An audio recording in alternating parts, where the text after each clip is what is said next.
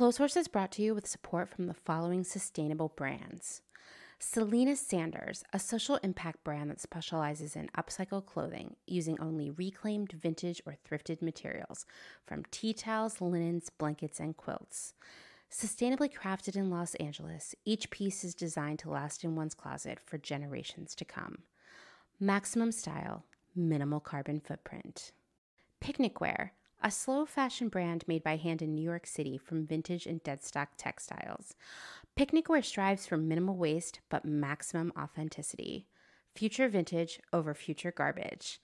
Find Picnic Wear on Instagram at Picnic Wear, and that's Wear, W-E-A-R, and at www.picnicwear.com. No Flight Back Vintage, bringing fun new life to old things. Always using recycled and secondhand materials to make dope-ass shit for dope-ass people. See more on Instagram at No Flight Back Vintage. Shift Clothing out of beautiful Astoria, Oregon, with a focus on natural fibers, simple hardworking designs, and putting fat people first. Discover more at shiftwheeler.com. Late to the Party, creating one-of-a-kind statement clothing from vintage, salvaged, and thrifted textiles. They hope to tap into the dreamy memories we all hold. Floral curtains, a childhood dress, the wallpaper in your best friend's rec room, all while creating modern, sustainable garments that you'll love wearing and have for years to come. Late to the Party is passionate about celebrating and preserving textiles, the memories they hold, and the stories they have yet to tell. Check them out on Instagram at Late to the Party People. Vino Vintage, based just outside of LA. We love the hunt of shopping secondhand because you never know what you might find. Catch us at flea markets around Southern California by following us on Instagram at vino.vintage so you don't miss our next event. Shop Journal Vintage, specializing in upcycled, handmade, and vintage fashion for all genders. Owner Laura makes each piece by hand with love in Pittsburgh, Pennsylvania, with an emphasis on upcycled menswear, tie-dye, modern jewelry, cottagecore collars, and everything in between. Shop Journal makes pieces they love and hopes you will too. Getting dressed should always be fun. See more on Instagram at shop_journal. Old Flame Mending helps you keep your clothes intact through clothing repair, visible mending, and tailoring. Through extending the life of textiles, Old Flame Mending makes your pieces not only wearable and functional again, but also unique and beautiful. This mending duo is based in Pittsburgh, but they take mail-in mending orders from anywhere in the U.S. For more information, visit them at oldflamemending.com or follow them on Instagram at oldflamemending. Gabriella Antonis is a visual artist and an ethical trade fashion designer. But Gabriella is also a radical feminist micro-business. She's the one-woman band trying to help you understand why slow fashion is what the earth needs. The one-woman band to help you build your own brand. She can take your fashion line from just a concept and do your sketches, pattern making, grading, sourcing, cutting, and sewing. The second option is for those who aren't trying to start a business and who just want ethical garments. Gabriella Antonis will create custom made-to-measure garments just for you. Her goal is to help one person of any size at a time, including beyond size 40. To inquire about this serendipitous intersectional offering of either concept, DM her on Instagram to book a consultation. Please follow her on Instagram and Twitter at Gabriella Antonis. Dylan Page is an online clothing and lifestyle brand based out of St. Louis, Missouri. Our products are chosen with intention for the conscious community. Everything we carry is animal-friendly, ethically made, sustainably sourced, and cruelty-free. Dylan Page is for those who never stop questioning where something comes from. We know that personal experience dictates what's sustainable for you, and we are here to help guide and support you to make choices that fit your needs. Check us out at dylanpage.com and find us on Instagram at dylanpagelifeandstyle. Salt Hats, purveyors of truly sustainable hats, hand-blocked, sewn, and embellished in Detroit, Michigan. Find us on Instagram at Salt Hats. Wide-Eyed Vintage, a curator of truly covetable vintage from Minneapolis, Minnesota. Wide-Eyed Vintage encourages the experimental spirit of dressing up and will provide you with all the special pieces that will make your wardrobe truly unique. Dedicated to preserving the craftsmanship of clothes, Wide-Eyed Vintage only selects pieces that are well made, pieces that have been proven to last beyond their lifetimes, so you too can enjoy them for more lifetimes to come. See more on Instagram at wide_eyed_vintage. Karrie Kinney Studio. Located in Western Massachusetts, Karrie specializes in handcrafted earrings from found, upcycled, and repurposed fabrics, as well as other eco-friendly curios, all with a hint of nostalgia, a dollop of whimsy, a dash of color, and 100% fun. Karrie is an artist/designer who believes the materials we use matter. See more on Instagram at Karrie Kinney Studio or online at www.ckinney.com. Gentle Vibes Vintage. We are purveyors of polyester and psychedelic relics. We encourage experimentation and play not only in your wardrobe, but in your home too. We have thousands of killer vintage pieces ready for their next adventure. See them all on Instagram at Gentle Vibes Vintage. Thumbprint is Detroit's only fair trade marketplace, located in the historic Eastern Market. Our small business specializes in products handmade by empowered women in South Africa, making a living wage, creating things they love like hand-painted candles and ceramics. We also carry a curated assortment of sustainable and natural locally made goods. Thumbprint is a great gift destination for both the special people in your life and for yourself. Browse our online store at thumbprintdetroit.com and find us on Instagram at thumbprintdetroit. St. Evens is a New York City-based vintage retailer that is dedicated to bringing you those special vintage pieces you'll reach for again and again. More than just an online store, St. Evens is dedicated to sharing the stories and history behind the garments. 10% of all sales are donated to a new charitable organization each month, amplifying and supporting causes like food insecurity, racial justice, homelessness, and LGBTQ+ support. For the month of April, St. Evens will be donating to Welcome to Chinatown, a grassroots initiative that is supporting and amplifying community voices to preserve one of New York City's most vibrant neighborhoods. Your vintage purchase from St. Evens supports a small, women of color run business while giving back to the collective community we're all a part of. New vintage is released every Thursday at 12 p.m. Eastern Time at wearstevens.com, with previews of new pieces and more brought to you on Instagram at wear_st.evens. That's at wear_St. Shop vintage, do good, and wear St. Evens. Blank Cass, or Blanket Coats by Cass, is focused on restoring, renewing, and reviving the history held within vintage and heirloom textiles. By embodying the love, craft, and energy that is original to each vintage textile as I transfer it into a new garment, I hope we can reteach ourselves to care for and mend what we have and make it last. Blank Cass lives on Instagram at _Cass, and a website will be launched soon at blankcass.com. Located in Whistler, Canada, Velvet Underground is a velvet jungle full of vintage and secondhand clothing, plants, a vegan cafe, and lots of rad products from other small sustainable businesses. Our mission is to create a brand and community dedicated to promoting self-expression, as well as educating and inspiring a more sustainable and conscious lifestyle, both for the people and the planet. Find us on Instagram at shop_velvetunderground or online at www.shopvelvetunderground.com.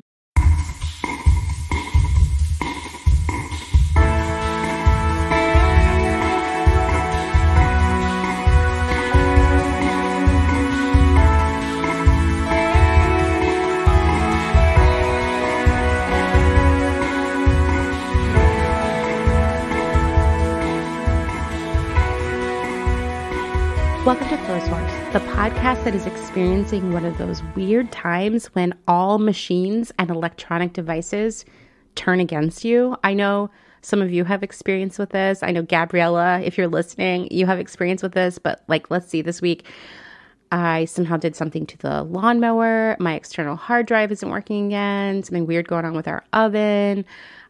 Even my Apple Watch was being weird. Anyway, all the devices hate me right now. What a time to be alive. And I'm your host, Amanda. Welcome to episode 72, the final episode of Capitalism Month. Today's episode is extra special. I mean, I think all the episodes are extra special, but maybe this one's extra special. This week over at the blog, that's Clotheshorse.world, the blog team has been sharing personal essays about our experiences with creativity and capitalism. We've been releasing one each day, so when this episode comes out, the essays from Karrie, Haley, and Meg will be available on the blog. My piece will be arriving on Thursday. In this episode, you'll hear two conversations about our essays. First, you'll hear from Karrie and Haley, and then from Meg and me. And after that, I'll discuss our final pillar of capitalism, which is incentive. First, I am required by the gods and laws and policies and procedures of podcasting to remind you, if you're interested in joining the group of the coolest people everywhere by supporting my work on Clotheshorse via Patreon, you can find out more at patreon.com/clothehorsepodcast. You can also send a direct donation via Venmo to @crystal_vision. Thank you to all of you who already support me, whether it's with money or by recommending the podcast to others, by sharing our content on Instagram, or leaving a review on Apple Podcasts. And of course, thank you to all of you who are still listening, 72 episodes in. I also just want to remind you that I want to hear your experiences with work. I only have one message so far, and Labor Month is next week. So stop snoozing and get on the horn. You can call the Clotheshorse hotline, and that number is 717-925-7417. Or you can send me a voice memo recorded on your phone or computer, and you can send that to Amanda@Clotheshorse.world. Or just go super old-fashioned and write me an email. I know we haven't even started Labor Month yet, but I'm telling you this now. June will be Personal Style Month here in the Clotheshorse world. So we want your stories about your own journey to finding your personal style, whatever that means for you. Because the blog process has a longer lead time, it's important that you reach out ASAP with your idea. You can email submissions at Clotheshorse.world. It doesn't have to be a fully fleshed out piece, just a couple sentences sort of explaining your idea. And we need that by May 9th. So don't procrastinate. You know, the longer you procrastinate, the longer you procrastinate. It's just a fact of life. So maybe you want to pause this right now and send off your idea to the team. But I can't wait to hear what all of you have to say about your personal style and all of the adventures and misadventures you've had to getting there. So please reach out. Throughout this month, we've been exploring the pillars of capitalism: private property, supply and demand, competition, freedom, and later in this episode, incentive. Normally, my exploration of a pillar would come first in the episode, but actually incentive is going to come last today. I'm really mixing things up around here, but it makes sense after my conversation with Meg. You'll see it when we get there and you'll be like, yeah, that was a good transition. So that's coming at the end. Those of us who have been raised in a capitalist system are trained to think of the free market economy as an opportunity generator. Anyone who has an idea or a creative talent is encouraged to think about how they might capitalize on these things. Even as consumers, we think of ourselves as co-creators of the jobs and products that capitalism produces. How often have you made a purchase and thought to yourself, well, at least I'm helping the economy? I know I've thought that. It's our patriotic duty, right? We create this economy by spending our money. So creativity and capitalism are clearly entwined. The pillars of capitalism are intended to support creativity in an entrepreneurial sense. And in some ways they do. But when the team at Clotheshorse.world started diving into this theme, we realized how these forces, creativity and capitalism, are very much at odds within the context of our own lives.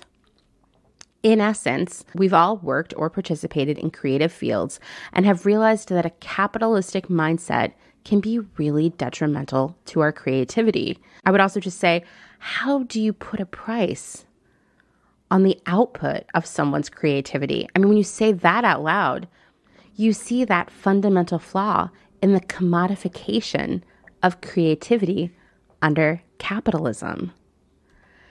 I hope that you'll go to the blog and you'll read all of our essays because Karrie, Meg, Haley, and I dig into the personal nuances of these themes.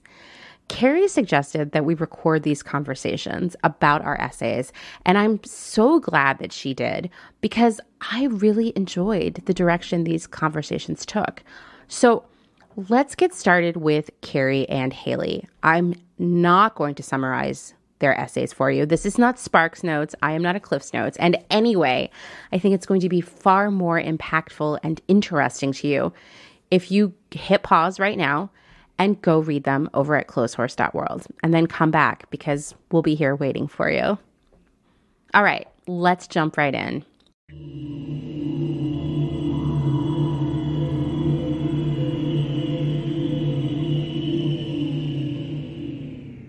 Hello, this is Haley. You all have heard me on the podcast before. I am the design systems lead at Clotheshorse.world, so I work on the blog as a graphic designer. And then I guess, Karrie, if you want to introduce yourself.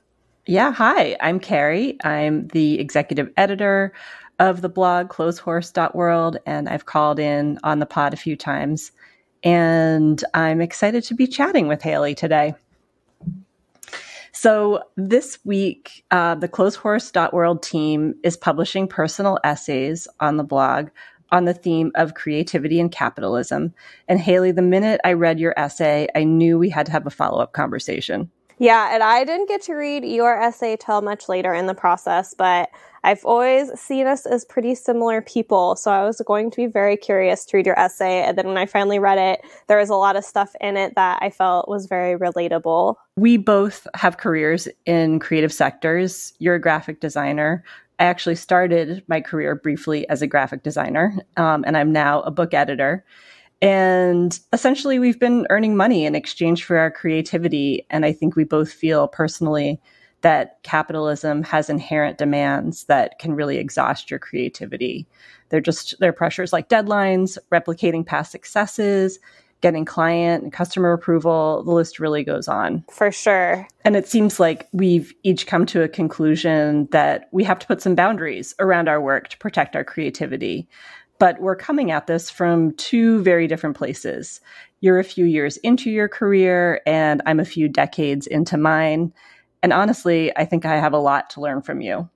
Yeah, it's funny because I am so early, and I actually feel like I have a lot to learn from you. Reading your essay was really interesting to me because your essay is a lot of how I almost saw my future in my career.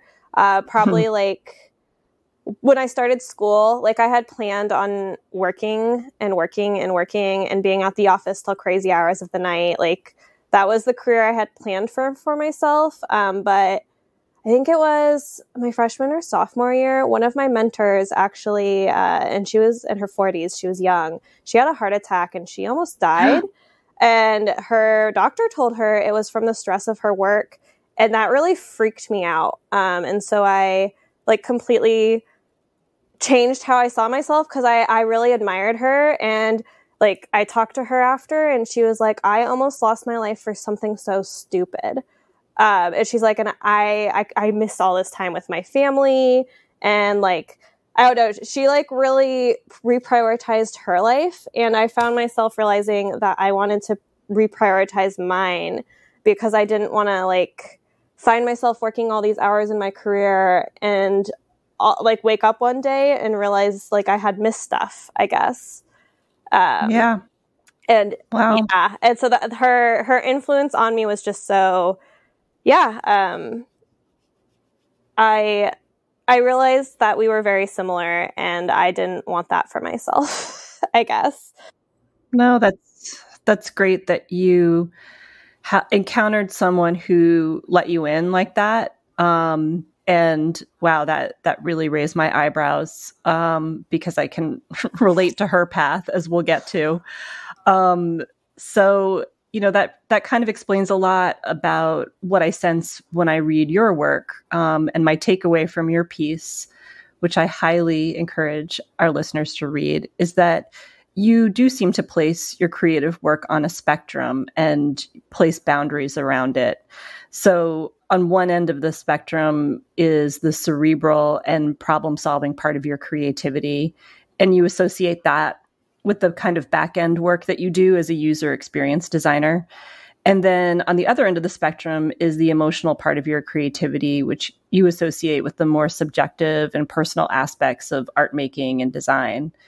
And what you've decided is that you're comfortable getting paid for the cerebral part, but not at all comfortable with getting paid for the emotional side of your creativity.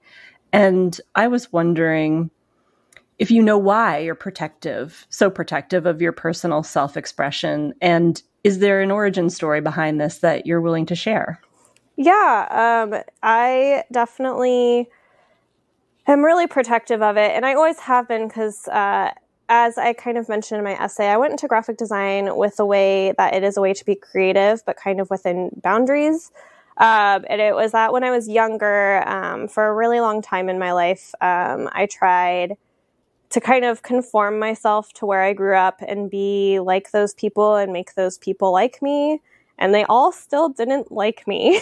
And I kind of, this is just a trigger warning for anyone listening for some mental health stuff. Definitely skip like the next few seconds, minutes, I don't know. But I actually attempted to take my own life. And after years and years of depression, and after I survived that attempt, I went ahead and I realized that I didn't even like me and everybody still didn't like me. And so I at least wanted to be a person that I liked and a person I admired, and not a person that, like, nobody else's opinion needed to matter to me anymore.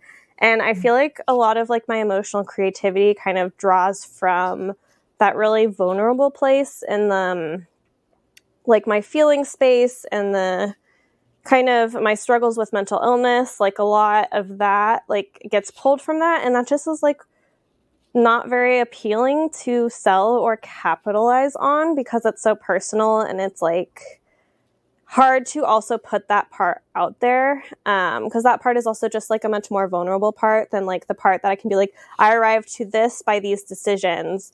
And so like if somebody says, nah, I don't like it, it's kind of like, well, that's fine, because like whatever. But when it's something that's kind of more that emotional creative side of myself, that's something that just feels much more personal and deeper. And so it's hard for me to separate myself from my work at that point. Well, I mean, I wasn't anticipating that answer. Obviously, I didn't know. And I really appreciate you sharing that. And it makes all the sense in the world that you would have your own such clear criteria for yourself in terms of what you're willing to express and share and how you're protective of that. And I just want to say that I'm really glad that you came to those realizations. I'm sure it was really painful, but also set you up to be the person that you are now. You know, where you, I think, probably have a lot more healthy boundaries than people who haven't decided, okay, this is who I want to be. This is what I'm basing my self-worth on. And I'm not going to go astray seeking validation outside of that. Yeah. I mean, I think like for me, that was just a life-saving thing. Like I would not be here if I did not have that shift of mindset of saying, who I am matters to me, and it shouldn't matter to anyone else. And like, I can still be successful and be me. I don't have to be someone else to be successful. And I think that's really what I learned in that moment. And then what kind of turned my life around, because if you talk to like teachers who I went to, who like were my teachers when I was younger, they're pretty surprised at who I am today when they meet me. They're like, you talk now and you're like confident and bold, because I was known for being like really shy and quiet and awkward and like weird, and not really like putting myself out there at all. And now I'm kind of like, here's myself, let me like vomit on you, and if you don't like that, like, you don't have to deal with me. That's great. I'm glad that's the Haley that we all get to have now. Yeah, me too. I love being myself so much more than when I tried to, kind of fit into like that societal expectation of what I was supposed to be. So I feel pretty happy with that as well. Talking kind of back on your piece, you kind of talked about, and some of the takeaways is that you tend to get lost in your work and don't really come up for air, but you want to break that habit. You talked about having a wake-up call with your health, which, like I said, I've heard this story before. And I've heard this story from people who work really, really hard and have really high expectations from their work. And I think it's really hard to step outside of that. You talked about having space cleared to think about things you wanted to. Are any of those things something you would be willing to share in more detail? Yeah, in my essay, I describe a pattern of workaholism that persisted through my mid-30s. It really started in my late 20s. And then my health started to deteriorate, and I found out that I had an endometrial cancer, which is cancer of the uterus. And, I think my family and my boyfriend saw a connection between my overworking and illness much more readily than I did. It's interesting that your mentor's doctor made a direct link between the heart attack that she had and stress. And I've never had that correlation made to me. It's obvious that stress has an effect on the body, but it's not always easy to quantify. And, overworking is not listed among risk factors for cancer, at least not ones I've seen. No, me neither. But it definitely like kind of adds up and makes sense because it puts wear on your body that makes your body react. Yeah. Yeah. And, it's like my cells were overworking when I was overworking, essentially. And in a strange spot, too, because the uterus is, sort of like a seat of creativity, right? Mm-hmm. And mine was in overdrive. So anyway, when I had radiation treatment and I had to take a month off for that. And then I had to scale back work for about 5 months when I had chemo. And all of that was such a huge relief because at the time I had become really unhappy with my job. And I felt stuck in it because I felt like I needed to hang on to it to achieve all these other milestones in adult life. So specifically earning enough money to support a family. And once I learned that I couldn't have biological children, I honestly felt really relieved. And I realized that it actually wasn't important to me and that the pressure to have kids is a nebulous and external one, at least for me. And it was really like having my ego crack open and I could start to see my real self. Mm-hmm. Yeah. I mean, I think that having kids is something society really puts on women. And it's really hard to get to the root of whether it's something that's actually important to you or not. Yeah, it is. There are just so many different messages informing that this is at least something that you should be considering. And you have a certain window of time in your life to do that. And I just think that it's not something that is really, I don't know, where there's much guidance in how to find your own path in that. And so I certainly felt clouded on it. And, but even though I had, some relief on that issue and I recovered fully from cancer, that kind of self-actualization is not an overnight process. And I did find some mental space to envision a life where my own creativity would be a priority for me, instead of raising children. And part of that for me always meant having time to design and make my own clothes because that was always something I wanted to do among so many other projects. But instead, I just really devoted even more time to my work. I found another job. I slipped into another decade of working double shifts nearly every night. And I hadn't outgrown a need for validation through these external markers of success, which started with working hard to get good grades in school and continued by pursuing promotions and raises and commercial successes at work. So anyway, I thought it was interesting, speaking of school, that you described yourself in your blog piece as someone who flew under the radar in high school, and that no one had any idea your grades were so good until senior year GPA rankings were made public and you were in the top 20 out of like 450 students. So I thought I saw your boundary theme continuing here. And I wondered, do you find freedom in keeping your talents to yourself? Yeah, and I think that's kind of a funny way of looking at it. I think I saw school as a means to an end. Like, I saw school as getting me the grades to get the scholarships to go to the college I wanted. I didn't really see it as something that really mattered as an achievement to me. And I think school, honestly, is pretty useless in real life. I think people who do really well in school, some of them convert really well over to real life, but I've also seen a lot of people who are great at school really struggle at being an adult. And in high school, a majority of my friends, or maybe not a majority, but a good amount, were high school dropouts, and I never considered myself smarter than them.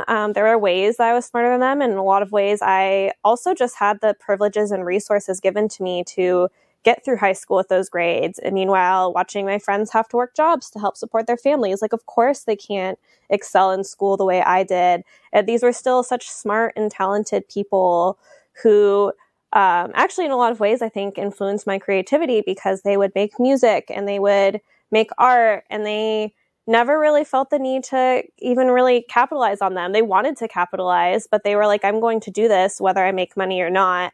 And that was just something I always really admired. So I don't think it's so much as me keeping my talents to myself as like that just being something that I don't really like value.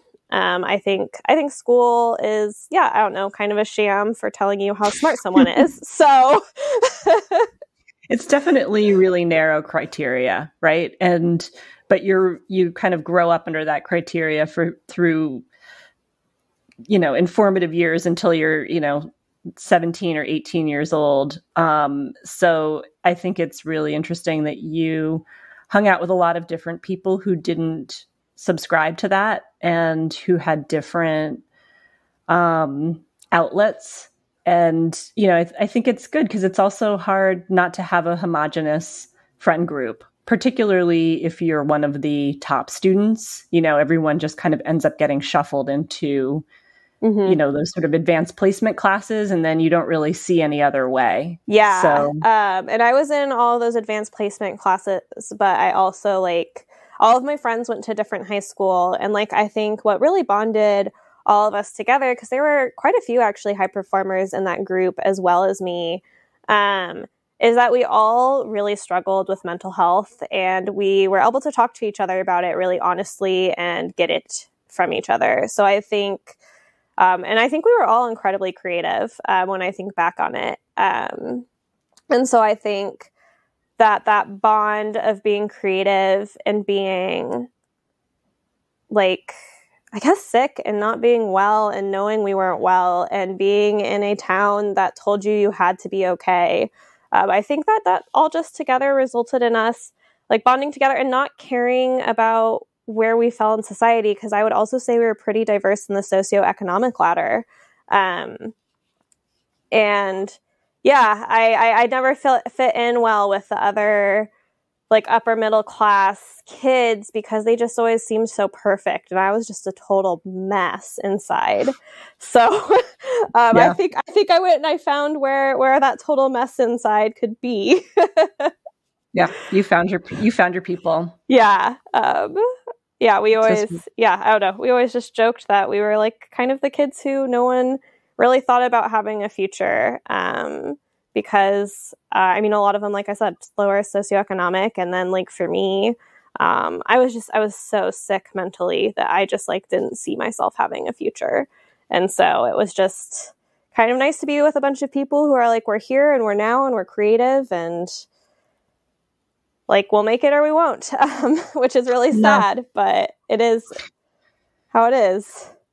No, that sounds really hard. And, it's interesting listening to you talk about it because it just reinforces finding other people who can be empathetic and, that it was a good influence overall, even though it might not have looked like it at the time. Oh yeah, no, my parents were horrified. My parents were horrified, but those people were the best people I could have ever had in my life. And those people are the reason I'm here today. So, but yes, on the outside, it looked like we hung out in parking lots and did drugs. So yeah, I'll look at like the kids hanging out on the street and I'll keep this in mind. Reading your piece, I really relate to how organized you are. And I actually think it's rare to find another creative who likes order as much as I do. And you maybe like order even more than I do, which I have not found yet in my career. I think there's this stereotype that creatives aren't organized, but that, as you and I know, that is not the case. And especially since when we work in capitalistic settings, there's this added pressure for creativity to work under order instead of chaos. I was just curious, how does being drawn to organizing inform your creative process? And does capitalism kind of influence that at all? Yeah, I agree. There are a lot of annoying assumptions about creativity coming from this very right-brained, intuitive, nonlinear, chaotic place. And I know that I'm able to create things because I can envision a concept and then marshal all of the various resources to make it a tangible reality. So that's obviously an essential skill in the workplace. And it's definitely handy when it comes to creating the products that feed our capitalist machine. Yep. But, I've had about 20 years of training making things within a capitalist setting, and I'm significantly less practiced when it comes to creating in an unstructured way. And I will admit, I get uncomfortable when a project seems kind of aimless. So, I really admire creative people who are very open and exploratory in their process, and, people who can just sort of put something down and react to it and add to it and let that thing unfold. That's something that I have to kind of breathe through. I'm terrible at that too. The exploring and the kind of spontaneity that I would describe some creatives have is something I have to make myself practice, which makes it not feel very spontaneous. But I don't know. Yeah. I totally relate to that. Yeah. And I just remind myself that even within the most planned out creative process, there is just a lot of uncertainty to navigate. And there are so many points when a project can start out as one thing and then it can become something else. And I certainly experienced that at work. And I feel like I need to continue to be really open to that possibility and comfortable with it. And so I'm not as rigid as I sound, but like I said, and like you said, it's something I have to kind of work on. I noticed early on in our Clotheshorse meetings that you stated a preference for doing back-end design work and that you would rather not do like illustrations. You said something like, I prefer to do stuff that I can set up and then it runs itself. And that sounds like a perfectly optimized kind of creativity, the kind that capitalism favors. And I say this admiringly because although I'm organized, I don't always gravitate towards efficiency. And I think you may have a talent for spotting the low-hanging fruit. And this is why I really pay attention to you and the kinds of ideas that you bring up for Clotheshorse, because choosing easy projects and figuring out efficiencies is obviously beneficial to all of us. Yeah, I really appreciate that because I don't know, it's kind of a weird skill that I think I've always had in certain ways. I think because I've always been pretty all over the place in my creative initiatives. As you know, I do graphic design work, I do UX work, I do illustration work, I sew, I paint, I make pottery. I just do this huge spectrum of things. And I feel like there's just sometimes where I just want some low-hanging fruit in one of those areas. And so maybe that's where that came from. But I also just get really frustrated by wasting time. The quickest way to make me angry is to make me feel like you've wasted my time. Anybody who has dated me will vouch to this. If you're late, if it's specifically like, I would say like the biggest rage comes out when I date people, because I think dating is kind of frivolous and dumb. And so, like anybody who I've dated, like it'll be like they'll like cancel like within like an hour before we're supposed to meet out, and I will like lose it, and be really angry and really aggravated. And I really like efficiency. And I think also with like my time, I'm very protective of it because, like I said, I have all of these different things I'm doing all the time. And so like if I slot something for a certain amount of time in my day, like it's going to be in that time. Which also makes me sound very rigid. And I am maybe a little bit less rigid than that. But I don't know. I think also that like the biggest project is not always the one that's going to serve you the most. Like sometimes something really little will.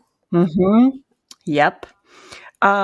So first of all, you and I would not have made it if we were dating because I'm always late. And when I was younger, would definitely pull the cancel at the last minute thing. I was pretty shitty about that. So yeah, we wouldn't have survived. Also, you know, I am very organized, but I'm not great at quantifying the amount of time something will take or creating a container for a project and then staying in it. You know, like I will work beyond clearly the amount of time that I've set aside to put into something. So these are just things that don't, you know, they're just things that am challenged in. And so it's really good to know that I work with someone who is quite the opposite and can model a different way to do things. Yeah, I think it's funny that you mentioned like figuring out how to quantify your work and the time it takes. That's something we struggle with at my current job. And then at my last job before this, I feel like I got really good at that, like quantifying, because the way we operated is that each department had like a certain amount of like time budget they could use us for. So we had to track our time really closely. So I feel like that gave me a really good idea of how long it took me to do things that I've maybe carried into other parts of my life.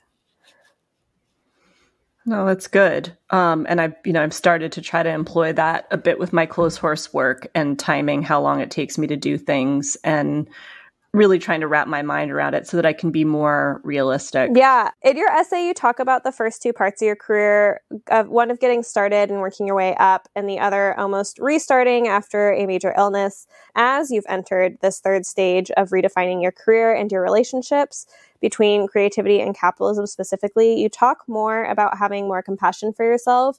If you don't mind sharing, what does that look like for you? Well, yeah, so I have this established history of looking at my creativity through the lens of my job and then by extension through the lens of capitalism. So if a book that I worked on sold well, it validated my creativity. And if a project flopped, and there were plenty of flops, I would feel invalidated by that. I took these successes and failures really personally. So I was caught in this wheel of trying to prove myself to myself as well as to everyone else. And it wasn't a terribly forgiving mindset. So, my last job came about because I had built a reputation in my niche in the publishing industry. And I'd generated a bunch of books that were really successful. And so I was tasked with launching a new imprint within a publishing company, which is kind of like having a startup within an established company. And there was so much at stake for me in that whole enterprise. And the idea of it not succeeding was really mortifying. So I went into work overdrive. And when my imprint folded last year, I really had to step back and take a hard look at how I define success and failure. The truth is, I never completely owned my successes, and I don't completely own my failures. I'm just one part of a bigger picture. And I feel like that's something that I think you came to that conclusion much earlier in your life than I did. Yeah, perhaps. There was trial and error there, but I also think that your industry is that's one of the differences. I feel like you probably have a pretty good black and white on whether something succeeded or failed. And with like graphic design or specifically UX design, you look at failure as an opportunity to learn how to better serve your user. So you almost need failure to know that you're going in the right direction. I don't know. Like there's not that. there's not that just like big failure that comes with like publishing something and it not selling. It's kind of more like, here's a little failure that because this is all in code and this is all kind of more nebulous and not a concrete product necessarily, that we can go and we can change that failure. So that failure doesn't feel like a long-term thing. Gosh, that's so interesting to hear because you're absolutely right. I mean, once you print something and put it out onto the market, you can't recall it. So, you have to sort of live and die by those results, and they happen, a book comes out a year after you start it too. So it's sort of like a slow motion path to success or failure with no ability to react and turn around, except maybe for your next project. And, it's so easy to say I'm a success because my book sold well, or I'm a failure because my books, didn't sell. But it's a lot harder, and it's just much more important to see failure in more subtle forms, like failure to ask for help, or failure to set realistic expectations, or failure to scale appropriately.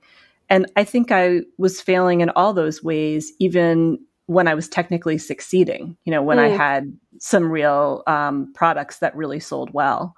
So now for me, success is about trying new things and not attempting to replicate previous successes. And that means putting myself out there and potentially failing, but maybe not in exactly the same ways that I've failed before. And, in the short time I've known you, I've been impressed with all the boundaries that you've put around your work, and also your stance about not paying your dues, which in creative careers amounts to a long period of working very hard with little compensation. But, admittedly, I've wondered whether you are playing keep away with your creativity a little bit, and whether there's more flexibility for you to express all sides of yourself in graphic design. And maybe as your career unfolds, have you thought about how you might push yourself out of your comfort zone as a designer? Yeah, I definitely know that I'm playing keep away with my talents, and I think a lot of that is just not feeling valued. I've watched a lot of people who I really respect go through their careers, staying loyal to companies that don't value them at all, and have no loyalty to them, but then expecting that loyalty back, or I guess not back, just expecting loyalty without giving anything. And this is a pattern I've seen that's especially bad within creative workers. A lot of companies treat creative talent like crap because we can't prove our profitability in the numbers that other teams can. And it's harder to quantify that our creative stuff is working. No, you're absolutely right. I hear you on that. Designers are definitely undervalued within all kinds of companies. I certainly saw this in the publishing industry. There are some book designers who are stars in their field because of, cover designs. But on the whole, designers are seen as service providers to departments that generate the ideas or the revenue. And it's a stupidly compartmentalized work culture. And it's just perpetuated by the pressures of capitalism, because if you're in a department that's tasked with generating revenue, then you'll grab all the credit for that you can for successes, because that's how your performance is being judged. But in the meantime, the whole system that contributes to those successes isn't properly seen. Yeah. And even kind of adding on that, people act like because they had the idea, it means they deserve all the credit, success, whatever you want to call it. And I don't know, in my opinion, big ideas are really easy to have. And it's the execution of those ideas that is actually really hard. And so at a lot of companies, without creative talent, they would have no one to execute these big ideas. And they would not have a product to sell or make money off of. And so, yeah, I find myself in this space where if a company isn't going to show their workers respect, and not even just their creative workers, if they're not going to show their cleaning staff respect, if they are not going to show respect to every single person that works at that company, I don't see why they should get to capitalize on the thing I find most valuable about myself. I think in the future, I want to have that flexibility in creativity and having that more in my work, but only on the terms that like I get to set and not terms that are almost forced on me by like incompetent higher ups who can't do their jobs. And that's just like kind of where I'm at is I want to do it on my terms. I don't want to be forced. Yeah, no, I hear you. And I'm going to really stew on this. Big ideas are easy to have and executing them is the hard part. I don't think I've ever heard anyone say that before. You know, like, again, we live in a culture where the big idea is the thing that gets a lot of airtime. But I'm inclined to agree with you. Yeah, I think of that as like, you know, when a new invention comes out and everyone's like, oh, wow. And that person is like, well, I had that idea a few years ago. And I'm like, cool. Right. Like, you did nothing with that idea. So this other person is making money because they had that idea and then they executed on it. And so I don't know. That's just kind of where like my thoughts around that are. And there's a lot of big thinkers in this world who can't actually execute. And I think that also kind of, like, when you think about me talking about how school, I think, is kind of dumb and a bad judgment of, like, smartness, it's the same way I think, like, having big ideas is kind of, like, within that realm. Like, big ideas are a very academic thing that don't get executed on and get studied and theorized on, but nothing actually really happens. Mm-hmm. And I think I see ideas kind of like that. And like, yeah, there's plenty of things that I've had ideas on and I haven't executed. And maybe I've even seen somebody else who works with me execute on the idea and it go really well for them. Cool. Like, I didn't execute. So like they get, I don't know. I feel like ideas are just given too much. They're given the big idea is given too much weight, I think, in capitalism society. And it's why you see people like Jeff Bezos, who people are like, oh, he deserved to earn that money because he had the idea. And I'm like, yeah, but his workers are who are executing that idea. And so like, why aren't they getting paid like they're the ones doing the work? Why is he getting paid like he's doing all that work? And so I think I also just see it on like that level as well. Yeah, no, I think you're onto something. And I also like that you are kind of not precious about ideas, which is another thing I have to say as someone who had to make money by generating ideas. I was very jealous of people's good ideas. I was guarded of mine.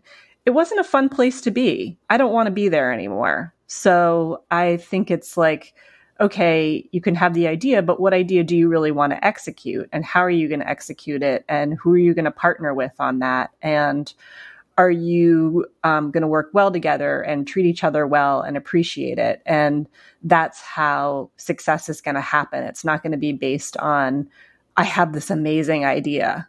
Mm-hmm. Yeah, I mean, it's that an idea is not a collaborative thing. You can make an idea in a collaborative thing, but both of our careers, I'm assuming yours is pretty competitive like mine. And I found that playing keep away with ideas has not really served me. But if I share that idea, maybe I don't execute it and maybe somebody else executes it. And that's really cool because like I wasn't going to put in the effort. Yeah. And so it's cool to see it live in some form, even if it's maybe not the form I would put it in and things like that. I don't know, but I could definitely see like where with like publishing, ideas would kind of be this like loftier thing. Yeah, for sure. You know, but it's sort of like you have, I think there are just some ideas that you yourself are maybe meant to pursue and other ideas that you should pass along because someone else might be the better one to execute. Or they would do a totally different job from you. And maybe there's space for your version and their version. There's just a lot that I don't think I really felt safe to put out there unless I thought I could execute it myself. You know, I didn't want to give ideas away. Yeah. And like I said, it's so interesting that we're talking about this because it's definitely high on my list of ways that I want to operate differently. Mm-hmm. Yeah, I think I think capitalism really makes us think we have to keep these ideas to ourselves. And I think when you look at something maybe more like socialism, it is about sharing those ideas and having that wealth belong to everybody. And I think, I don't know, I also just think the latter is more fun. It's more fun to share an idea and build stuff with other people. And that's like, I don't know. But I also am not a competitive person. And my career, luckily, doesn't have to be too competitive because right now we're kind of in an over-demand and under-supply type of deal. We'll see later how that shapes up when eventually there will be an oversupply and an under-demand, because that's usually how it cycles. Yeah. But I don't know. I think, and also in school makes you competitive. When you go through design school, you put your work on the board and you look at everybody else's right next to yours. And it's an icky feeling. And I think I've found that I want to replace that icky competitive feeling with a warm, fuzzy feeling of community. Yeah, I feel that way as well. And I feel like Clotheshorse has become kind of the way that we're sort of testing out these ways of being. And, you know, it's interesting because I have had to face overworking within Clotheshorse as well. Yeah. You know, it's so exciting to start something new, but it's also easy to bite off more than you can chew. And although I can absolutely push myself through the heavy lifting of starting something up, I also had to pay attention to, you know, this feeling that I wouldn't be able to sustain the work that I signed up for. So, you know, when we started and we wanted to publish 5 posts a week, and I was to get us going, I edited 2 weeks worth of content, you know, before the blog went up. Mm-hmm. And I was already like, nope, this is not going to work. You know, I had to ask if we could scale back to me doing 4 a week. And when that was too much, I had to ask for help again. Mm-hmm. And now I'm currently editing 3 posts a week, and Meg is handling Outfit Repeater and Anti-Brunch. Yep. And believe it or not, it really wasn't easy for me to scale back like that.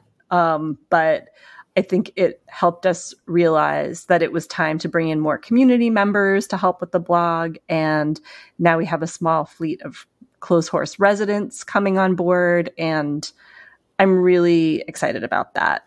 Yes. I'm interested to hear about, you know, how you might adjust your boundaries around your creativity over time, hopefully in healthier work environments. And for now, I hope that you find some room to play and explore with your role at Clotheshorse. Do you have a project in mind at Clotheshorse that represents a different kind of creativity for you? I don't think it necessarily represents a different kind of creativity for me. I think it represents more agency in the creativity. Like I kind of talked about with like companies and the way creatives operate within companies, we don't get to be the strategy. And so I see Clotheshorse as an opportunity to practice all the strategy like in my work there that I can't necessarily practice in my like day job.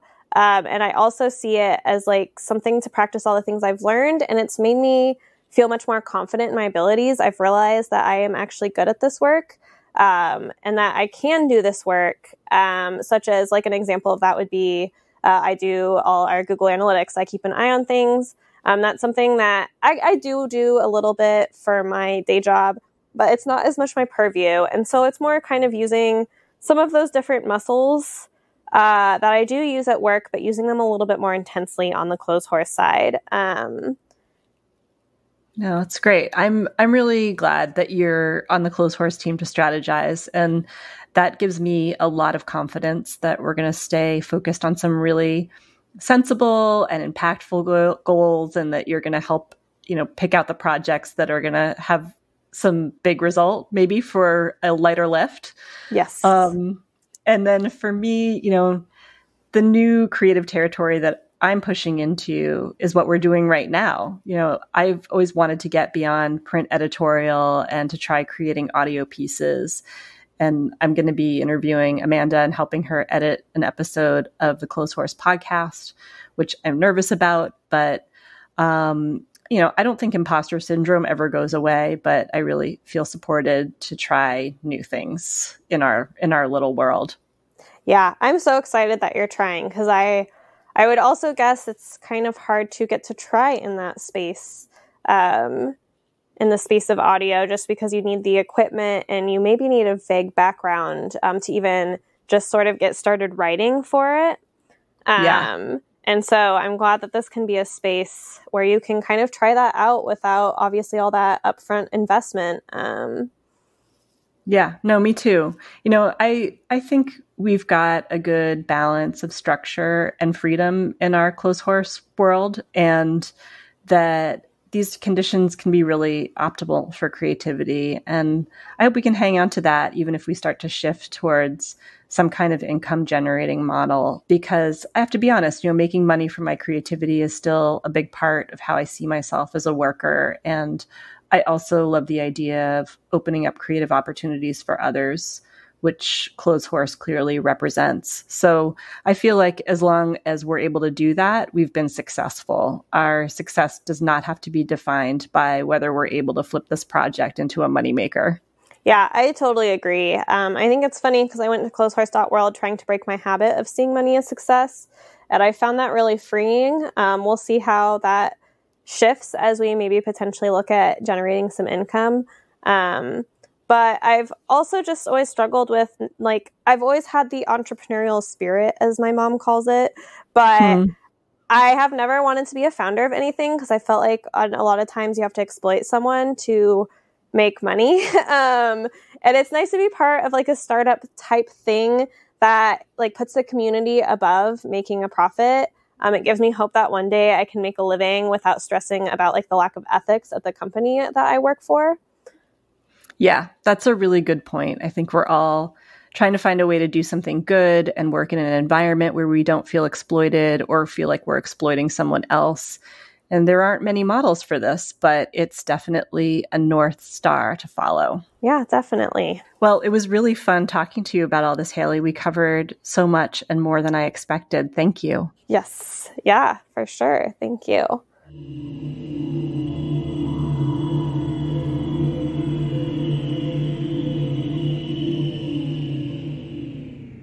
Wow, wasn't that amazing? Big ideas are easy to have. Executing them is the hard part. So wise, Haley. I love this. This should be on posters in offices. And it's such a commentary on how we view entrepreneurism and leadership in our capitalist system. Business media is filled with fawning stories about the visionary unicorn CEOs that are changing the world with their big ideas, but we never read about the team that works for them that is actually doing the work to bring those ideas to life. I've mentioned this on The Department when we were talking about girl boss culture, and please go listen to those episodes because there has never been a better tie-in to Capitalism Month than our girl boss episodes. And not just because we talk about taking a social justice concept like feminism and turning it into a marketing story, but that is part of it. Anyway, over on The Department, in the girl boss episodes, I talked a lot about the CEO personality type. The characteristics that are often valued in CEOs are ruthlessness, drive, a growth mindset, just constant generation of big ideas. And these qualities are a direct translation of capitalism's priorities, profitability and competition. This idea of defeating others, of paying your dues, of cutting off your empathy in order to succeed, they all directly contribute to the end product, the goal of capitalism, profit. And I wonder if our worship of these CEO qualities, our aspirations to embody these traits, don't they point directly to the flaws of capitalism? The exploitation of people, the view that workers are disposable, or at least an easily replaceable asset? What if we revisited the traits of a good leader? Empathy, collaboration, generosity. How would that change the ways in which companies behave? It's just something I've been thinking about as we finish out Capitalism Month. And even as I said those words, empathy, collaboration, generosity, I saw them being turned into some LinkedIn article that was really just all about capitalism in the first place and weird, ineffective, but highly profitable CEO training modules. But the true meaning of those words, embodying those words, that's the kind of leader that could change the way we look at business. I have so many things to say about Haley and Karrie's conversation, but I want to hear from you. What are your thoughts on the way work has affected your mental health? I definitely want to do a segment about that next month, so I would love to hear from you. Do you ever feel as if you need to protect the emotional side of your creativity? Like, can that part of you ever truly be for sale? These are all great things for us to talk about in Labor Month, so I'll be elaborating on them a lot more then, but I would love to hear your thoughts on that as well. I'm already worried that this episode is starting to get long, so let's just jump into my conversation with Meg. I'm not going to summarize Meg's essay. Once again, please hit pause and go read it. But if you listen to this episode the day it comes out, you won't be able to see my essay yet, so I'll just tell you a little bit about it so our conversation makes more sense. I wrote about how I'd always dreamed of being a writer, but it just wasn't an option for me because I didn't have the financial safety net to follow my dreams. I talk about just how broke I was when Dylan was small. I share the time a cup of coffee almost ruined my life and how that drove me, that moment, that cup of coffee drove me to work harder and harder in an industry that I did not love, that I was very concerned about the ramifications of what we were doing, but I did it just to care for my family. And I'll talk about so much more. What happened when I lost my job after years and years of doing this thing just to support my family and have that sense of security, what that felt like, and how that led to Clotheshorse. So please read that tomorrow. All right. Let's just get into this conversation.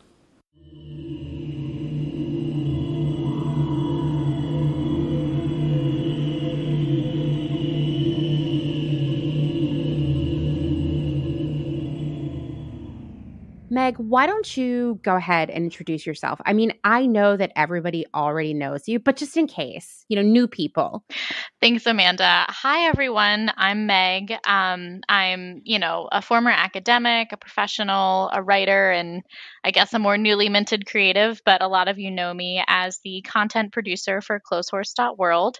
I work with a lot of the amazing contributors that come through to put super cool different pieces and articles on the blog. And I work with Amanda and Karrie and Haley, and it's great. This week, we did something we have not done before at Clotheshorse.world, but hopefully is going to be a regular thing now, is we all wrote personal essays about this month's theme, capitalism, and specifically our own relationships with creativity and capitalism. And Karrie was like the only person who knew what everybody's essays were, which was kind of cool and fun. Like to read them all at once then, I was like, wow, how did they all turn out so differently? But before I'd read yours or anybody else's, she said, I think you and Meg are a good pairing to discuss your topics. And then, of course, after I read yours, Meg, I was like, whoa, this is the wine and cheese of capitalism essays. Perfect pairing. I love wine and cheese myself, so couldn't have said it better. Yeah, it's just perfect. So we're going to talk today about our essays, which are, like I said, about our own personal experiences with our creativity under this capitalist system. All right. Sounds good. Yeah. No, I read your essay too, Amanda, and I have to say, your personal narrative was super compelling, obviously, and we've gotten snippets of it here and there on the pod before, but, to sort of read it in one cohesive statement in one sitting was really powerful.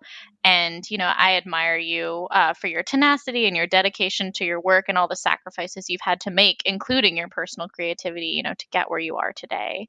So I guess if I were going to summarize our two essays, and jump in if I am like missing this, but Mm-hmm. I guess to kind of get at the heart of why Karrie paired us together. Basically, my essay is about how growing up lower class, creativity is not really an option. And for myself to sort of exist and care for my family, I always had to work and put creativity aside. And for you, you grew up in a very different environment. You grew up in New York City, right? Mm-hmm. You were in an environment where you could have pursued a career that was creative, but it was like so cutthroat and competitive. Whereas where I grew up, like creativity wasn't just even an option, you know? So nobody was competing to be better at it. Yeah, absolutely. I think you kind of hit the nail on the head. I grew up, I was pretty comfortable. I grew up like middle class in New York. And yeah, there were a lot of creative opportunities for anyone at any age, but the competition was incredibly fierce and really discouraging at times. And, maybe I'm more sensitive, but it just, kind of became like browbeating at a certain point. And I think one of the common threads between our experiences is, when we grew up and, in our formative years, we sort of lacked the support that we would have needed in order to really commit to a more creative career or, sort of creative endeavor. You just didn't have those options. And for me, I might have had the options, but I didn't feel, empowered or encouraged or, supported in my choices or, when you're auditioning for every single thing, in New York, you have to audition for preschool, elementary school, middle school, anything. Like your parents help you when you're, young, but it's like college applications, but for your entire life. So the rejection becomes really normal. And eventually you just kind of get a little bit jaded and cynical about it. And just, sometimes you just like give up or you try something else because it's so, when I was writing this piece, I kept thinking back to A Chorus Line, the musical where you have Yes. all these different people competing for this one spot in this production, and they're all really talented, and they all come from different places and different stories and different traumas, but they're just like, God, I hope I get this. Like that's the common thing. Like they just really want it, but only one person gets it. And the one thing about being in New York is, there's no participation trophies. No one pats you on the back for trying. It's just like you didn't get it. Mhm. Like you can try again if you want. Like nobody cares because there's so much, there's more creative talent available than there are, positions. As a person who cannot handle the slightest hint of competition in the air, like when I feel as if something is a remotely competitive environment, I'm like, no, I quit and I go do something else, which I'm sure is a major character flaw to many people. But I cannot imagine existing in that environment, something that is as competitive as the one you grew up in. Would you say that you are a competitive person? It's so funny. Maybe I don't see myself as a competitive person, but my scale for judging myself might be a little bit different. I think the way in which I've responded to sort of growing up in that kind of competitive space is to really pursue different niche environments, like instead of like fighting hard for that one spot, you adapt and you change and you find an opportunity that's maybe not as attractive to other people, but you sort of, mold yourself or pursue other things where you feel like you might have the space to grow or to learn. So I think I've really tried to adapt and pursue other avenues and maybe seek out creativity unintentionally in different ways. I definitely can be competitive, but of course, you feel a little bit more empowered to be competitive when you think you're good at something. So, when you get a lot of negative reinforcement, it can be hard to keep battling, unless you're really passionate and like you're determined. It depends. I definitely, when you're younger, you can pursue things more easily as a hobby in New York, creative talents. But, as you become older, people expect you to turn it into a hustle, to monetize it, to become a professional. And sort of that, I think, was the point at which I pivoted and pursued other professions because I didn't feel up to snuff in that regard. And, you've also touched on that on the blog and the pod before, and like, the hustle culture and the traps and the dangers of that and how challenging that can be. So yes and no. Do you think that, because it seems like that rejection, that competitive environment did push you in a different direction in your life than maybe you would have originally envisioned. Do you feel as if in that way, the competitive environment did benefit you? I think in a lot of ways it has. And, I've reflected on my life, not that I'm super old or anything, but, about the different choices I've made and the paths I've taken. I've thought, like, what if I had tried to become a professional dancer? And that might have been an option for me, at a younger age if I had committed to it, before going to college. And like, that's something I had gotten good feedback on. But, again, I made a different choice because I thought it would provide better, more exciting opportunities for myself. And so I think, maybe I need to give myself a break for making certain choices, which I thought were the best in the moment. And dancing is something I enjoy. I enjoy singing. I enjoy a lot of the creative endeavors I pursued as a much younger person. But I did create new opportunities for myself by trying to, be different and do different things, that maybe other people weren't doing as much. And I think, in retrospect, maybe it did benefit me. And maybe that's, part of the maybe smaller upsides of capitalism is it does force you to innovate, because you have to. Because if you can't succeed at doing the thing that you're currently doing, no matter how hard you try or no matter how good you might be, then you have to do something different, to survive. And, in that way, I guess, I did find success doing other things. I think that is really interesting because I grew up in an environment where a creative career, any energy expended on creative endeavors is just unacceptable because, like you were saying, capitalism sort of forces you into survival mode no matter what, unless you're wildly wealthy. And that's not us. Right. And so where I grew up, the environment I grew up in, art doesn't pay the bills. What I would be told time and time again was like, you need to use your gifts to pursue endeavors and a career that is going to allow you to take care of yourself and, your family.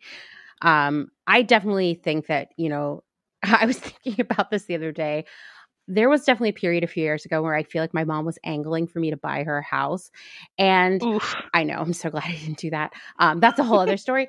But I look back and I see how a lot of the adults in my life looked at me as this future investment in like their old age. Forget about a 401k.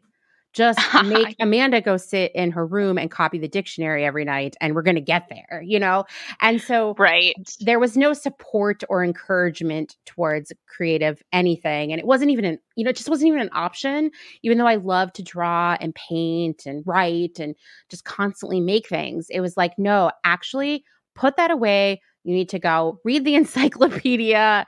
You need to go practice your handwriting. This was a thing my mom was hung up on, my handwriting, because a teacher had told her that it was my greatest flaw. And wow, harsh. I know. And it's like weird to think about like a time in your life when handwriting was like a pain point for you. I don't miss third grade. Right. Yeah, that's when I learned cursive too. And I think that was like one of the last times they were teaching, like, when handwriting still matters. And you got a grade in it. Yeah, I know. Now I'm like start to write something by hand and I'm like, I'm tired. I need to type this. But, as I got into high school, and I felt that I was a creative person. I could feel that inside of me. Anytime I could make something, create something, I wanted to do it. I would go see my guidance counselor to get ready to register for classes for the next school year. And I always wanted to take all the different art classes. I mean, my school even offered like, fashion related stuff.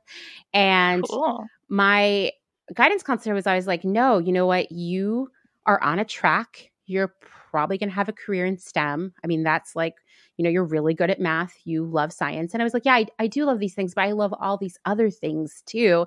And my guidance counselor was like, a person from your background, a student like you, needs to really be focusing all of your school time on taking as many free AP classes as possible to save money down the road. Like, you can't take art, you can't take fashion design. Like, you need to be focusing on what's going to get you ahead in college. And I mean, I look back at that now. At the time, I was just like, why is life always so unfair? But then I listened and took all the AP classes, you know?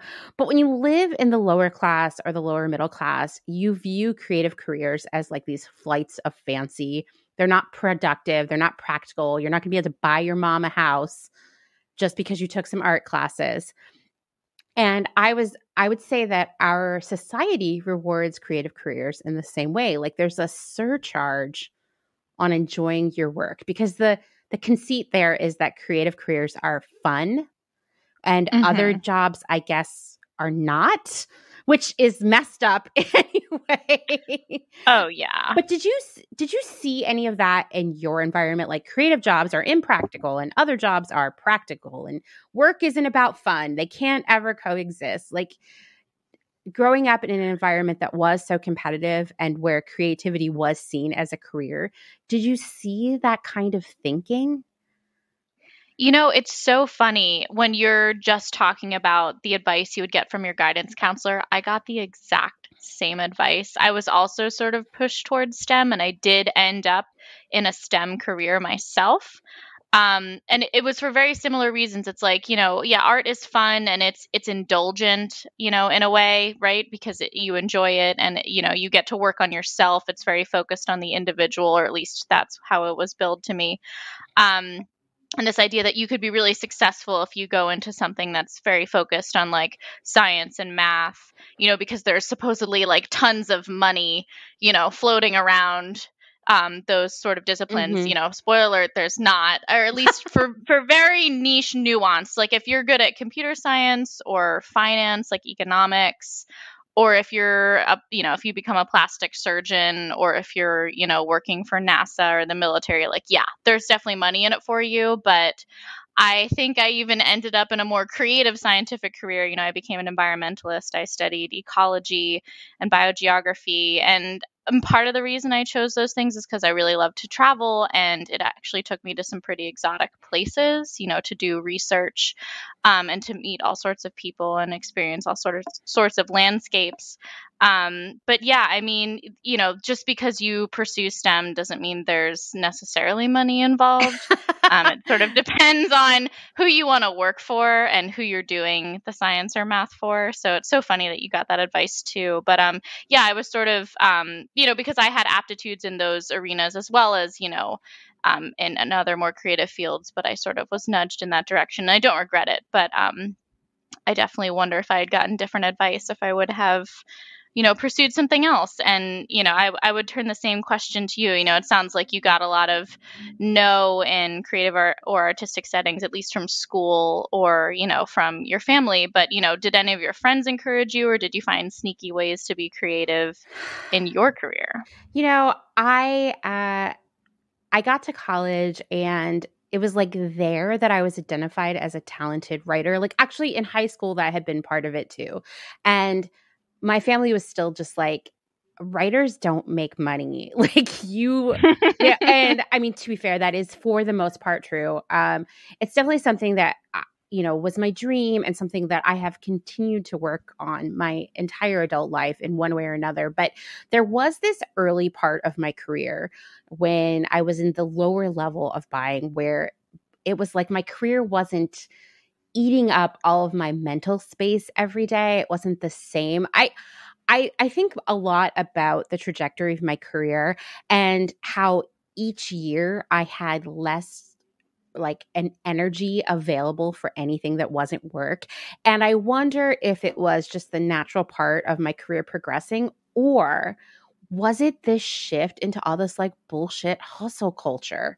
Because I felt like with each job, there was less interest in you being anyone other than doing this job. That it was supposed to be like, especially in the startup like landscape, your job is supposed to be your life because you're on this mission to make the world better. Seriously, even if you're just selling like fast fashion feminist teas, you know? Oh, yeah. And so in the early parts of my career where I had a lot more bandwidth, where I would like leave the office, go home, and my brain felt fresh and good, I spent a lot of time writing short stories and blogging, and I was building up like a pretty decent amount of following doing that.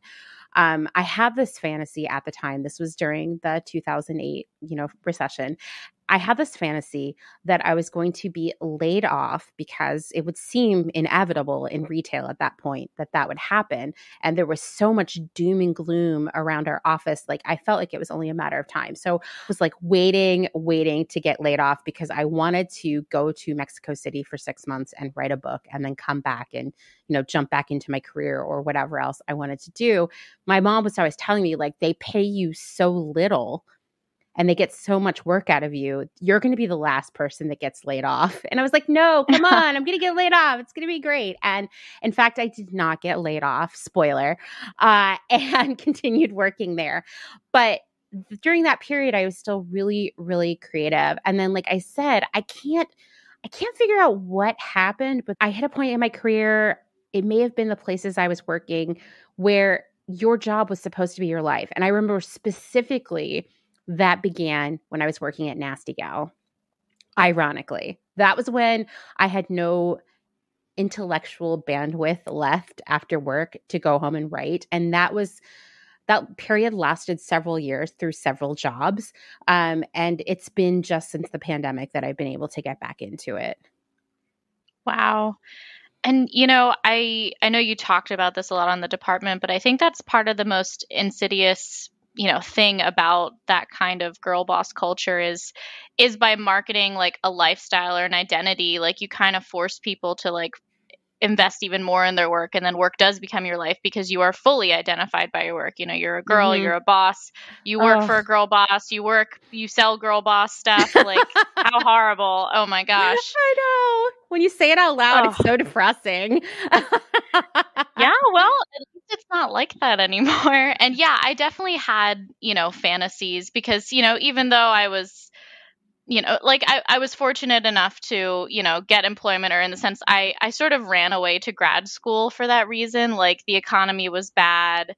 And, I had sort of recently graduated like into that recession. I was like, well, it's going to be hard to find a job. And it's just, it's so hard to get entry level stuff when you're competing with, overqualified adults for it. So I'm going to run away to grad school, get another degree. And, I worked really hard. I got a scholarship. I was able to basically get a free grad school education because I worked teaching for the school at the time.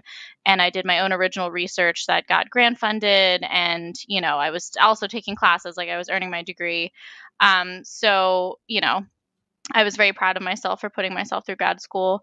But yeah, I had this fantasy of just, like I wasn't super into like all the, the boys club of academia and all this pressure to publish and do all these things. And, like, of course, the expectations for you as a woman in any sort of science field is, to work 10 times as hard. And you have to be like the smartest person in the room, in order to like earn your spot. And I was just like, this sucks. I kind of fantasized about running away and like, writing a textbook or just, writing my own travel blog as like a field biologist and just like, going camping with friends and just like being outside. And, I wanted to run away from responsibility, turn off the news. It was very much a fantasy of mine.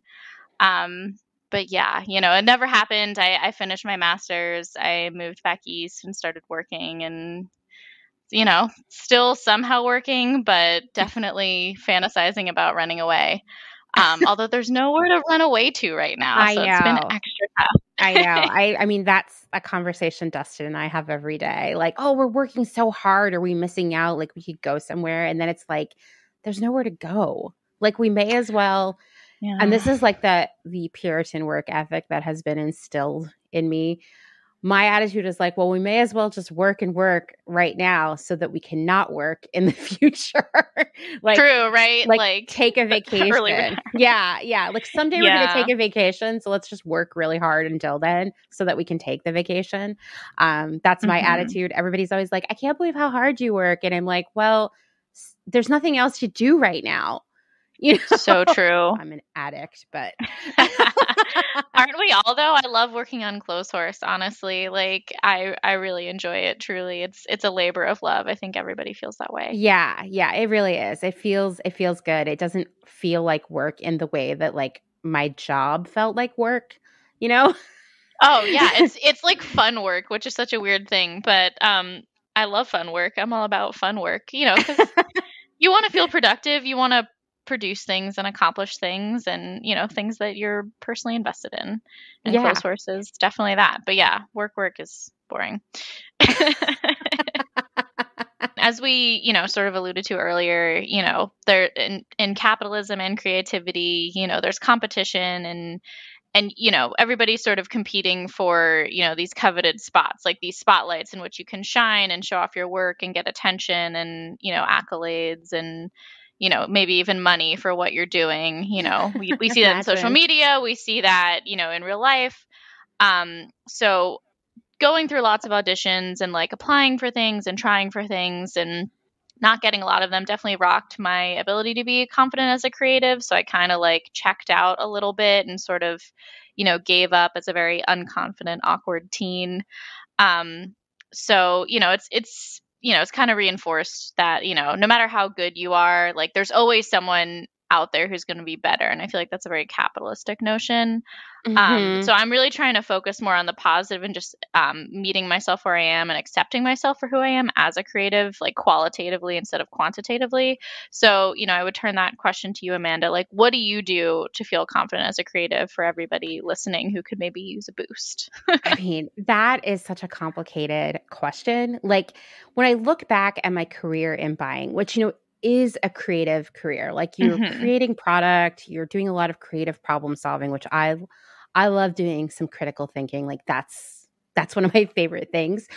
I always felt very confident in my ability to like create product, pick out the right product, create a merchandising story that was successful because I was really good at being a buyer, and I felt very confident in the work I was doing, but I didn't feel confident being at work because I mean, fashion is like a brutal environment. I don't know why. I feel like people saw Devil Wears Prada and they thought it was a documentary or like an HR video because I can't believe since my very first week working in buying, the cruelty I have seen at work in clothing companies. And so, and in my last job, the classism was so disgusting and loud and cruel all the time that I felt like I had to wear a mask to work practically, like be this completely different person. And so my confidence in terms of who I was shot. But my confidence in my work was high as always, I don't know if I feel confident about what I create at Clotheshorse, but it does feel good to create something that resonates with others and is my true self. But I'm my own worst critic. Like every episode as I'm finishing it, I have a moment where I think, this is the worst one yet. Everyone's going to hate this. This is going to be boring. People are probably sick of hearing me talk, whatever. Maybe people hear the lawnmower in the background and someone's going to send me a mean DM because that kind of stuff does happen. So when you put yourself out there, like I am with Clotheshorse, it can be hard to feel confident because just when you're like, this was the best one yet, someone sends you a trolley message on Instagram. Oof. But Rough. Then I see the members of our community post about it, call the hotline, send DMs about how this or that really excited them or made them think or how it's helped them change their lives. And that's what keeps me going and keeps me brave enough to put myself out there and put this work out there, even if I don't always feel 100% confident about it. If I put in my best effort, I worked really hard to make sure the information was the best it could be. I worked really hard on the sound quality and sort of making the guest come out of their shell. Then that should be good,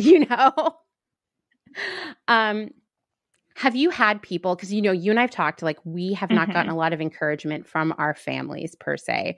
Have you Yep. had people outside of your family whose feedback and encouragement have given you the confidence to continue to create and challenge yourself, put yourself out there? I feel fortunate in that I've definitely sort of like, accumulated my own like, chosen family along the way. I've made some good friends in my travels and in living different places, and I'm sure you have. We've lived in a couple of the same different cities, which is cool.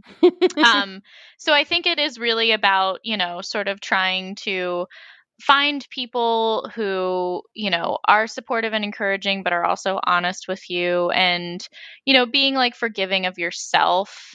But also taking those risks and like going, like trying something, even though it's scary and it could be really bad. But yeah, I've definitely, I've made some good friends, both in like academic and corporate environments. um and it kind of helps when you can connect with people you spend a lot of time with, especially in like a professional capacity, because then maybe you feel a little bit more comfortable to share yourself and not fear judgment or rejection.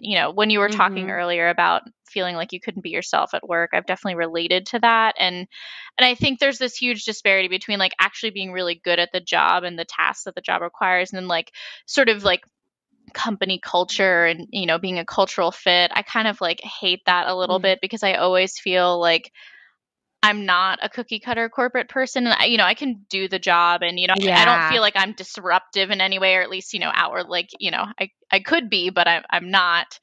And then I kind of get picked on or get ostracized because I'm not like drinking the Kool-Aid hardcore. And I feel like it's such a detriment, and it can be such a handicap, and then I feel like it's just this negative feedback loop, like you feel less able to share yourself, and there's it's just bad. But I think it's really key, like finding people that you can work with and feel like you can at least be yourself a little bit with, make all the difference. And definitely one of the things I have enjoyed about working in an academic environment is sort of like, it is kind of like cobbled together, and you meet all sorts of people from all sorts of places. So it's definitely, it attracts misfits. And you can make some really good friends. And, school can actually be a place for creativity, and it is very individual focused. You can learn a lot about yourself and a lot about people. And so I think I felt, a little bit more comfortable to be myself in those spaces. But yeah, definitely working in a corporate environment, it can kind of squash creativity in that way, because there's this hope that you'll be this very specific kind of person, at least, on the clock.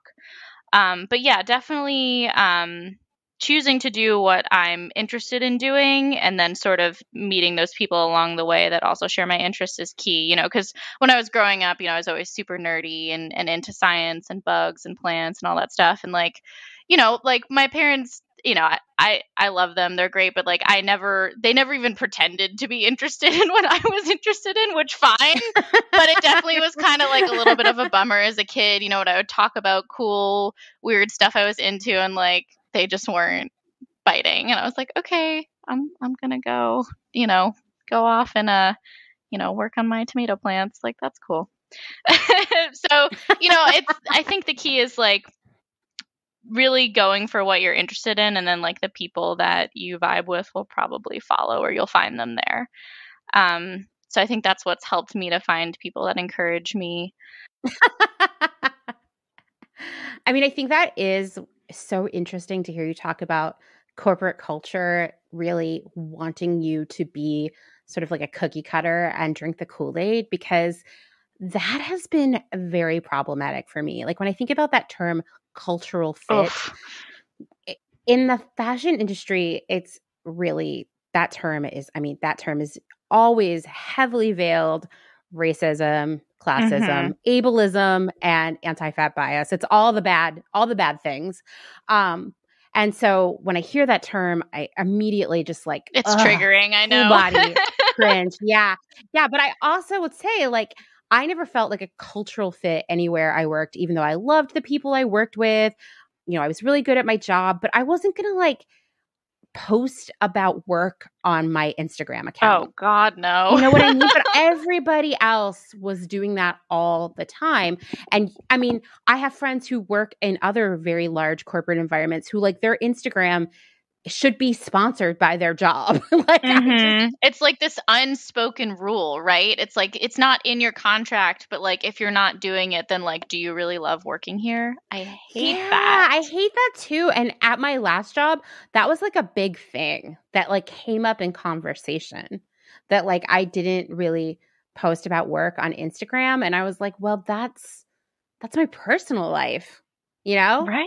Yeah, it's like, I don't know. I feel like there's this expectation for you to just make yourself completely vulnerable to work, even though they don't have to do the same for you. And if you put up any sort of personal boundaries, not necessarily for insidious reasons, reasons that would be damaging to the company, but, it's like seen as suspicious. It's like, okay, like, why doesn't she want to post about work on Instagram? Like, what's going on there? And like, I think a lot of assumptions can follow, and those can be really dangerous and unfair, like I feel like you can do a job really well and you don't necessarily have to sell your soul to do it. I mean, granted, there are a lot of gray areas there, and that would probably warrant a whole other discussion. But at the same time, like, all these, like passive aggressive, unwritten, unspoken rules out there, I think are really can be really challenging, and it's not fair. Like if you really do want people to post about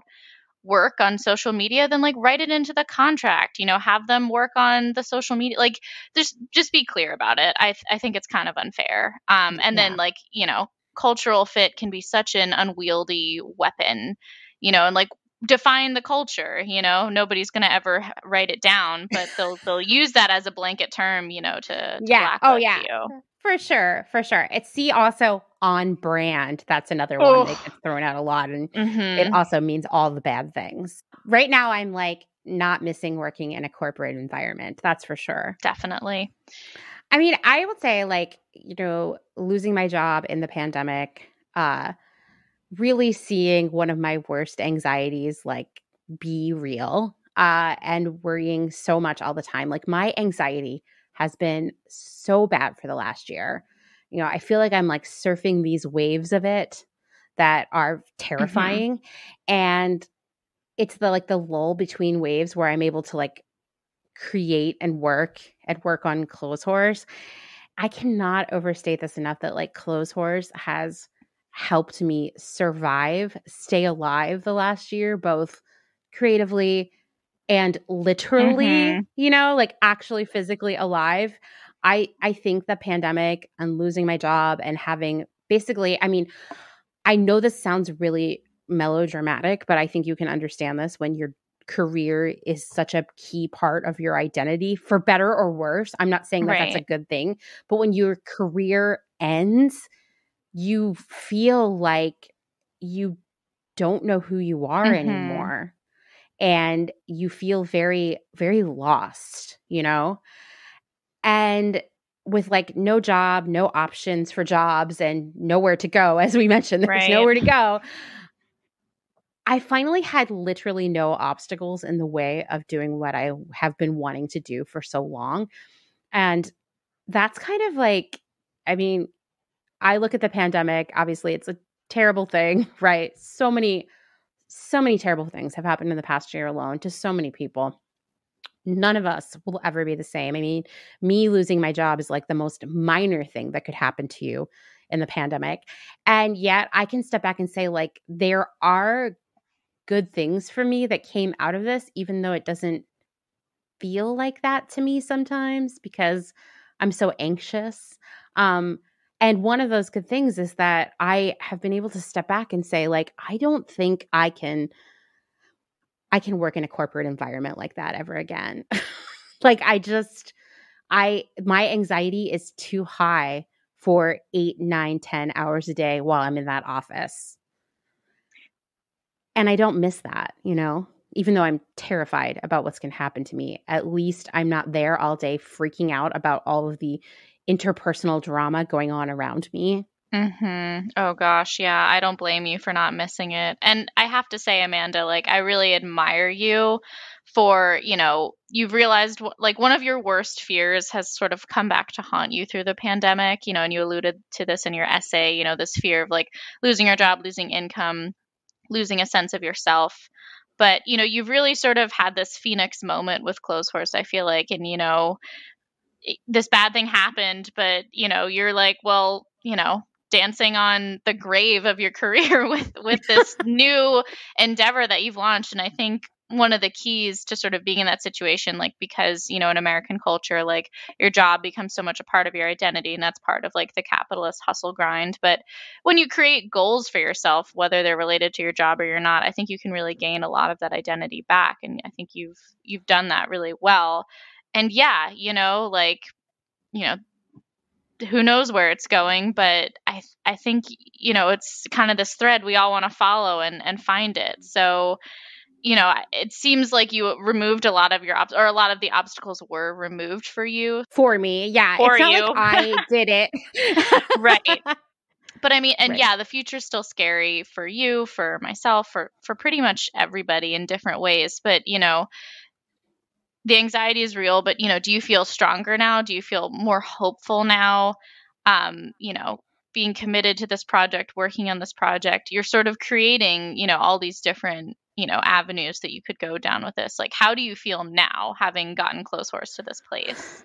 I mean, it's kind of shocking to me that this is where it is right now, because it hasn't even been a full year. And I can't believe that there's a community that exists around Clotheshorse, like this thing that I started recording 3 feet from my bed back in Philadelphia. Like it's just like so wild to me. And that's what makes me feel like there is so much potential there. This week we're going to cross the 100,000 listens like threshold. Like, wow. Clotheshorse will have been listened to 100,000 times. And that's insane. I know. I actually had no idea, because the source I was using for my data was showing a lot less. And then Apple Podcasts unlocked all this new analytics for podcasters. And I logged in and I was like, holy shit. This explains why there's a community around Clotheshorse, So very, very exciting. And like, for me, it feels like, okay, this is not something I can quit, right? Like I need to keep doing it. And I do, like, I can't say this enough though. Like, I love working on Clotheshorse. It doesn't feel like work to me at all. I love talking to the people who are in our community. I like, helping people learn, sharing information. I've learned so many new skills in the midst of it. Like now I make videos, like I can edit video, which is not something I knew how to do before. And I guess now I'm a graphic designer and an audio engineer as well. And so I am like, heck yeah. Learning, for me, like learning is one of life's simplest pleasures. And I always want to be learning. And so by working on Clotheshorse, I not only get to be creative, but I also get to learn alongside everyone who listens. And that is like my dream come true. I think where I am right now is like, I really, if I want to continue to do Clotheshorse by the fall, this needs to have like some sort of sustainable income attached to it. And so that's sort of like the deadline for myself, because if that doesn't happen, I'm going to have to find some kind of job. That job will not be in the fashion industry, because no one's going to hire me after Clotheshorse. I mean, that's okay. But, does it mean like it, it might mean like I am, working at Costco, or I'm, waiting tables, or I am hopefully finding some clients. But I also feel like I could, by that time, have enough community going on to actually get paid for Clotheshorse in a way that like, pays my bills. So hopefully that won't happen. Like hopefully we're going to get to that good point and not that other point where I'd have to pull back on it, because it is a full-time job. It just doesn't happen to pay very much right now, but it could. And I think as the community grows, as the people in our community are in a better space financially, because I know so many people are struggling, I think that we can get to a place where Clotheshorse is a, something that pays all of us for our time, because all of us are working for free right now on the blog. And, wouldn't it be great if, I know we do it because we love it, but that doesn't mean, this goes back to that thinking we were talking about a few minutes ago, that like, because you love it doesn't mean it's not valuable So and worthy, true. right? And I Mhm. think that I've heard us in our conversations get trapped in this idea that like, well, we love Clotheshorse, so it shouldn't pay. It's the things that suck that are supposed to pay you. Like, what kind of mentality? Ugh, What has I'm so capitalism over done to that. us? I know. I know they're really pulling the puppet strings here, but I love that we're sort of flipping the narrative on its head, especially you starting all this, Amanda. And I also think Clotheshorse can go places, and I think that the name of the game is sustainability, right? I mean, we're not trying to become some super rich white tech bro. Like, that's Oh not going God, to happen with no. Clotheshorse. But Yeah. we want this to be sustainable, and we want it to grow, in a sustainable way, so that more people can enjoy Clotheshorse and join the community, join the fold. And so, we can bring even more to everyone, if we could focus on it full time. I think it's all positive. It's all good. And, I really do believe in it. I just, there's so much excitement and momentum, and I think the key is that most, if not everyone who knows that Clotheshorse exists, I think is curious to see what's coming next, and that's the key to perpetuity, to growth, to continuity, is curiosity. It's not necessarily like a certain emotion or anxiety or excitement or like, false confidence. I think everyone's curious. And if we continue to be curious and continue to invest our time and efforts and energy, I think this is really going to go places. And I think we all want it to, too, which is key.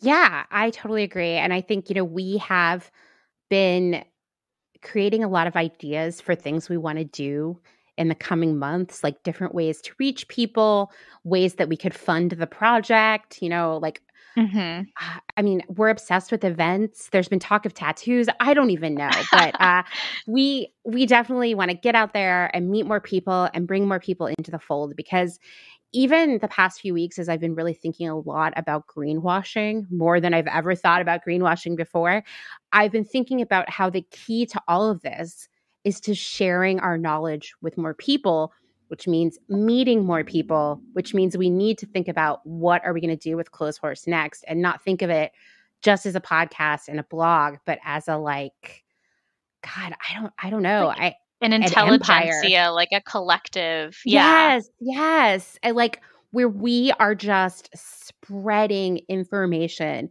meeting new people, supporting and lifting up small businesses, because these are all the important parts of changing the status quo. And we need volume there. We need lots of people. So that's got to be the mission. And also, like, we're pretty fun. So, like, if anything, we want to meet people, to have them come hang with us virtually and hopefully IRL safely in the future. Like, we want to share all the fun, cool stuff we're doing. It's not all doom and gloom. And that's another really attractive aspect of Clotheshorse, I think, is that, we care about the earth. We're very conscientious.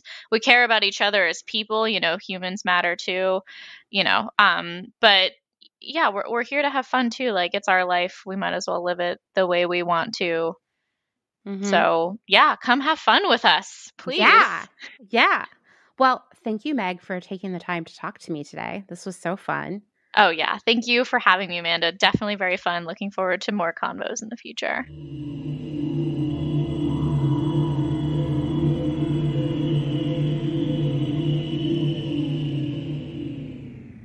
Both of the conversations today talked about the significance of community in our lives, how it was giving us an opportunity to reframe how we saw our relationship with work, the future, and our creativity.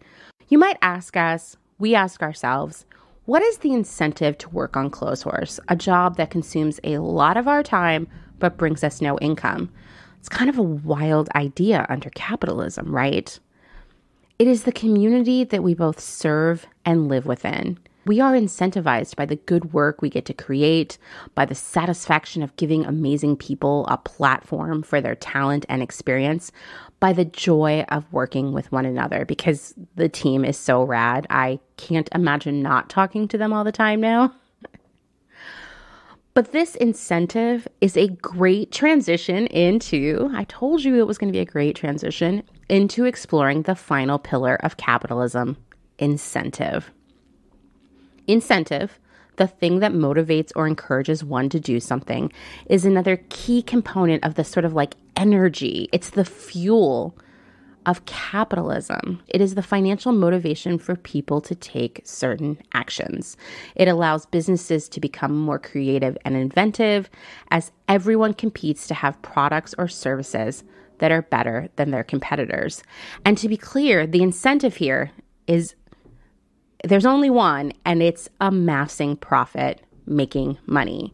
Sure, fame might come along with a successful business, wider social circle, power, but the profit is the key goal here.